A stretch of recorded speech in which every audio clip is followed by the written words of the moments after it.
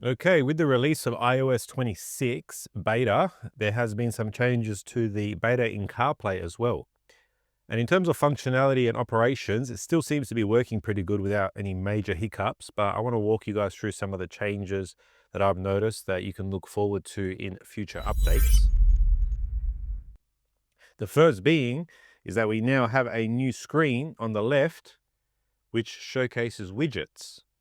And you can swipe through the different widgets on the screen and have a display rather than having this grid of information that used to be there. So that's one of the biggest changes. And if you jump into your iPhone and go into General and you go into CarPlay and you select your vehicle, you'll see that within the application, you have apps, which is what you can choose to display on the screen. But then in this widget section, you can actually customize what shows up. So you can reorder the widgets, you can do smart rotation, you can do widget suggestions, or you can even add widgets that are available to you from your iPhone and it will sync over. So if you have any cool applications that you want to use, this is a really interesting update that allows you now to play around with some different information that's on your screen. So like anything, if you jump over to your main screen, the one thing that I noticed is that the resolution of a lot of these third-party apps seems to have been kind of like pixelated. I'm not sure why that is. However, Apple's widgets still look really nice. Now, one of the things that people noticed is that you can do multi-touch, but I still don't have that functionality at the moment working. That's with Apple Maps itself.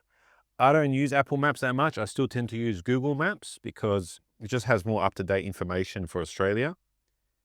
And then let's jump over here into settings and see what we can change. So straight away, driving focus, you can activate CarPlay, which silences a lot of alerts and notifications. Announce messages, you can jump into there and announce messages if you want. And it's like a global setting, which is pretty good instead of having to customize each individual app. But here in appearance, we can change from dark mode to light mode, which is pretty normal, but we do have this now customization for your icons. So you can go to that new clear look, which looks like this, you know, a bit of like a kind of black and white for me, to be quite honest. You know, you can go to the original kind of like dark looking icons. And then obviously you can go back to the default, but let's say we leave it on dark. This dark doesn't look too bad to me. Wallpapers, if we jump into wallpapers, you can't really customize anything just of yet. You're still stuck with these defaults. I usually just leave it on black, kind of matches everything and it pushes the media in front of you because you don't want to be too distracted when you're on your phone. If we jump over here into the display, you can do smart display zoom. Let's see what that does.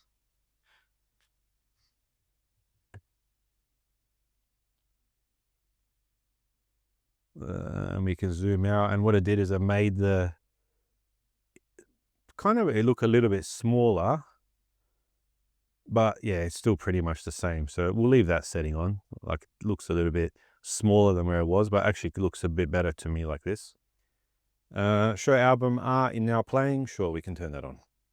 If we go through here into accessibility, larger text sizes, bold text, voice control, you know, sound recognition. This is new. So when you are in the car and you have some background noises, it might reduce the audio or what's playing. I haven't tested this out fully, but it's a new accessibility feature that's built in. Apple Intelligence and Siri. I don't find this Apple Intelligence to be that good. When I try to send a message or do something, it kind of just does some weird stuff. So Apple hasn't done much with Siri, unfortunately, just of yet. But there are some of the settings that they've put in there.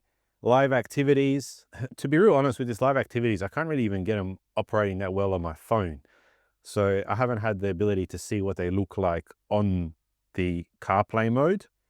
And obviously we have like silent mode and you can like choose whether to mirror the same settings when you connect into the car. So if we jump back out of settings, you see it does have that slight, there's sometimes that slight like input delay. So that's what you got for settings.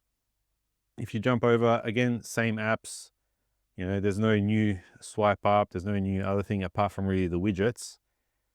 Apple's obviously done some stuff, you know, in Apple Music. I don't use Apple Music. I use Spotify. Messages, nothing's really changed. Phone, nothing really has changed. So yeah, it's not world of differences. There's some like slight changes, but it's nothing like those things that you've seen online, like with Mercedes, and it's taking over like your other displays inside the car. Like I have another display on the right, which is full digital and hasn't changed the functionality in any way on that. So I thought to give you guys a little bit of walkthrough of what I noticed that were changes, and I'll keep you guys updated. So if you haven't yet, make sure to like the video, subscribe. It helps the channel out if you leave a comment as well. And I'll catch you guys in another video soon. Peace be with you.